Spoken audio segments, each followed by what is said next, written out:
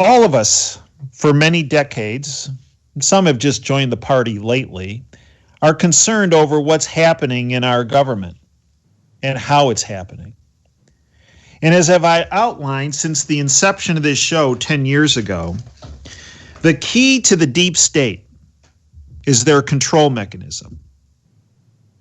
And the reason why you're seeing the deep state act so hysterical, panicked, and in pure desperation mode over the past several years is because they see their control mechanism falling apart. They see that light is being shed on their illegal criminal activity that they have been involved with, which focuses on illegal surveillance. Now, there is a recent, in the past couple days, a very, very good video that's been put on YouTube by the name of called ShadowNet. And the person who was the primary mover behind it, someone by the name of Millie Weaver, who still has some affiliations, I believe, with InfoWars, but has separated a bit. It's my understanding that when this video was released, just prior to the release, there was video of her being, quote, arrested, end quote, on charges of robbery. It was just a very different kind of, if you will, arrest. No warrant for her arrest that I saw was presented. She was told that there was a county grand jury that met in secret, yet those papers were not presented to her. Needless to say, supposedly she's still incarcerated over the weekend and is going to be brought to court Monday, tomorrow. So we'll have to see what transpires there. The video, ShadowNet, is extremely well done in many, many respects. Very professional, very tons of bells and whistles, very well done, very well produced. Content is quite fine.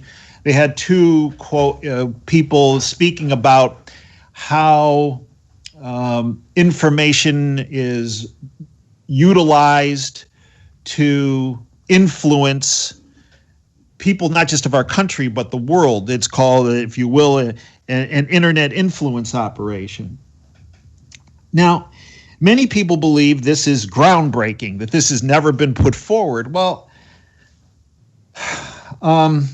maybe some of it, but I can tell you since the inception of Operation Freedom 10 years ago, one of the first people I brought on this platform, much to the chagrin of the deep state, was information technology specialist who is a regular on this show, Paul Rosenberg. He worked for the Defense Department, for NASA, just to name a few. And Paul presented 10 years ago about how data was being harvested, or if you will, was being procured illegally by people in our own government and by contractors hired by our government. That information was then being disseminated and utilized so that an internet influencing operation was taking effect, so that it altered what you would see. You could do the same search as, if you will, your neighbor just next door, but you'd get two different results based on how that information was being, if you will, being pushed at you to influence you based on your previous record of what you searched and your search results and the like. Paul spoke about this internet influence operation 10 years ago and spoke about the illegality of how surveillance was being done by the government. Bill Benny and Kirk Wiebe, again, two regulars on this show and the two foremost experts on surveillance platforms. Bill was the technical director of the National Security Agency, and Kirk was right up there with him. They can't get much higher than those two. They resigned in October 2001 when they said the NSA and other government agencies, read that as CIA, DIA, Defense Department, FBI, just to name a few, were illegally using surveillance systems to get information so that that information could then be used to control other individuals, either through bribery, through blackmail, or through an influence operation to influence what people would be seeing on the internet in their search results. That it could be utilized to affect elections and the like. So I encourage folks to watch the video ShadowNet that's out there. But understand something, for an internet influence operation, which is what ShadowNet was about, you have to get the underlying information as a foundation. The illegal surveillance has to occur prior to utilizing this internet influence operation. You've got to get the foundational information before you can apply it to influence folks through the internet. And what we outlined on this show on March 19th, 2017, when General Tom McInerney, with the support of Admiral Ace Lyons, came forward live on this radio show and said, look, in addition to the abuse of the NSA system, there's something far more sinister occurring, because there is no record when people gathered this information as there is on the NSA platform. And that is something with parallel platforms which were actually hijacked, if you will, in February 2009 by Obama, Brennan, Clapper, with assistance of Comey and Mueller. That platform called the HAMR was used to illegally surveil people in government, people outside of government, people that Obama, Brennan, Clapper, Comey, Mueller, and the rest of that crew had determined were political opponents. And that information was harvested and then utilized to control people, to control events, to influence what people were seeing around the country. A good example of this is Judge John Judas Roberts. People were scratching their heads about why would a conservative judge bend himself in a pretzel about his decision on Obamacare. He just made up he not only gave Obamacare the pass to become constitutional, but he also made up this legal argument that was beyond obtuse and fraudulent. And we know from whistleblowers the reason why he did is because of the information that was harvested through illegal surveillance through HAMR. Now, the HAMR is not alone in illegal surveillance platforms. There are a number of them. But according to the military intelligence sources and the military operatives and the intelligence operatives that I know and trust, they tell me the one platform that is the most effective at harvesting the information is the HAMR. And once that information is garnered, it is then utilized in many different ways, including utilizing it on the internet to influence people and events. So, great work by Millie Weaver. I hope she is safe, and hopefully she, anytime a reporter is incarcerated, that is a dark day in our country. And we need to know all the facts, because right now this robbery bit, and then there was a domestic violence rap supposedly. This needs to be brought out into the open immediately. Frankly, it already should have happened. But supposedly it's going to happen tomorrow.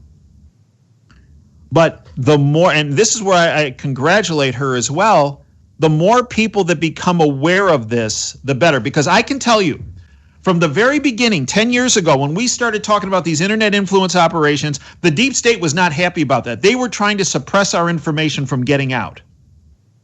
And on March 19, 2017, we had an immediate response from the deep state that tried knocking our signals out, knocking our computers out, from getting the information on the HAMR out.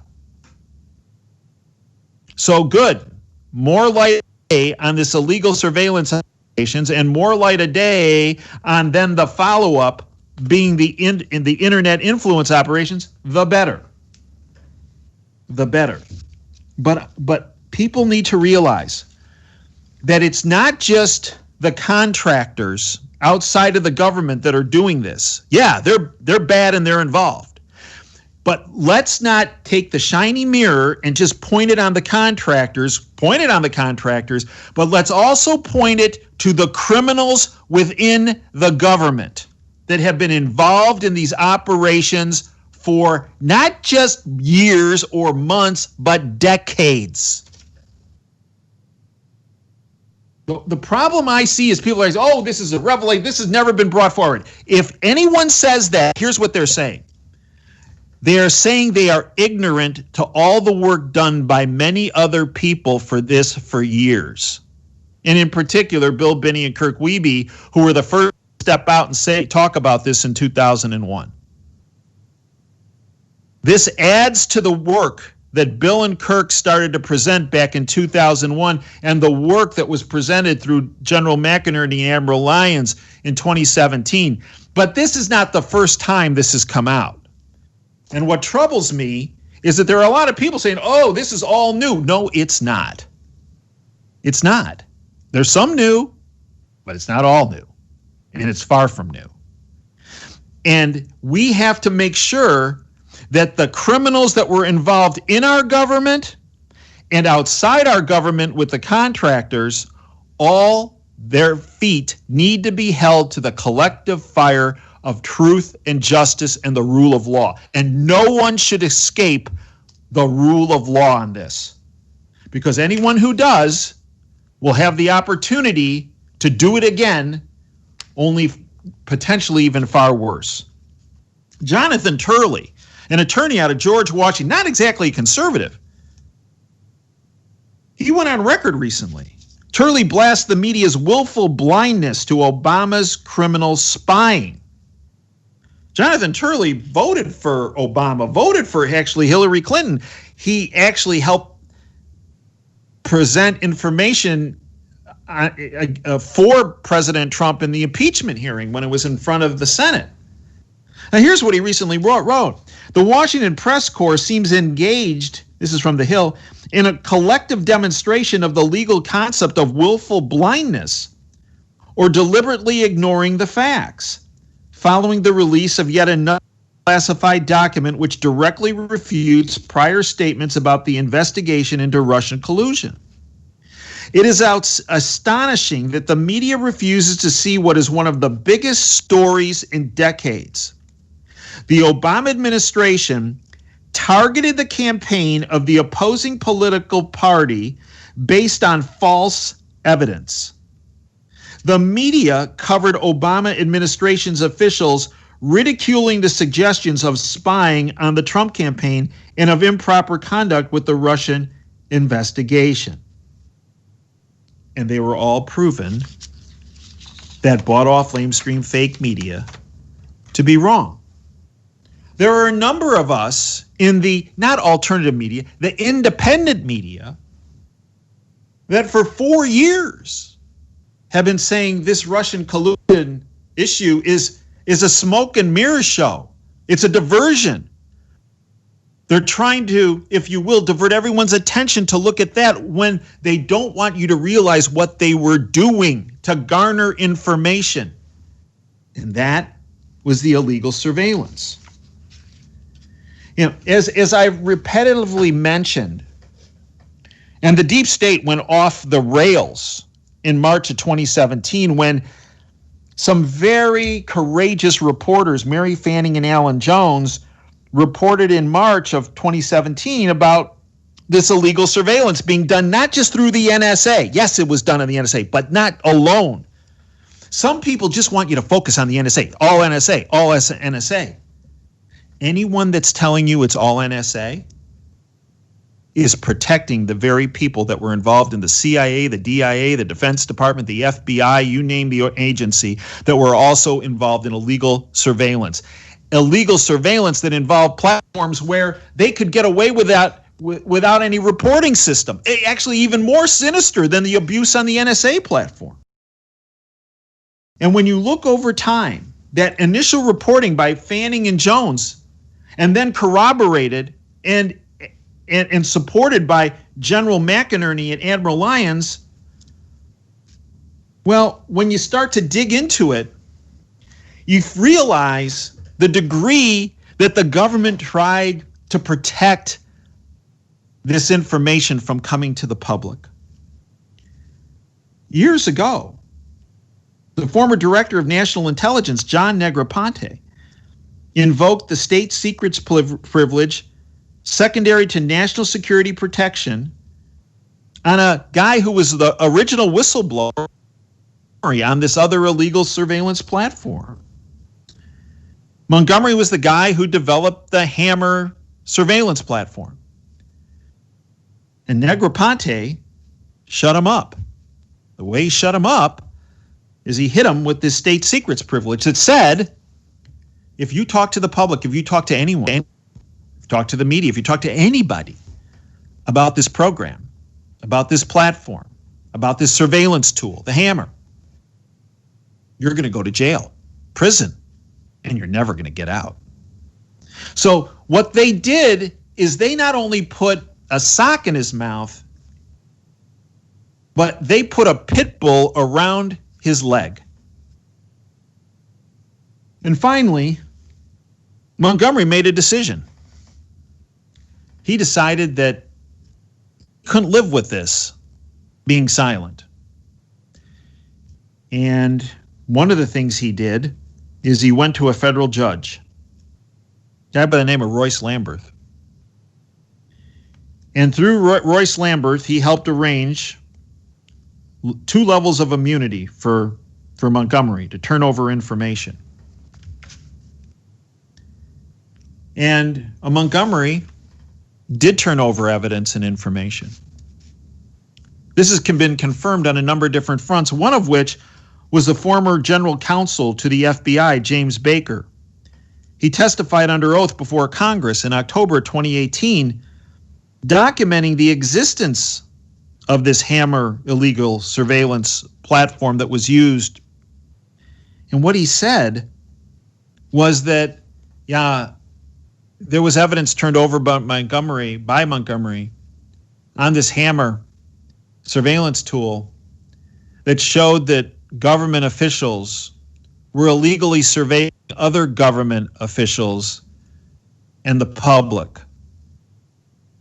And members of the public that they were surveilling were citizen Donald Trump, which then extended to President-elect Donald Trump and President Trump, and also General Michael Flynn.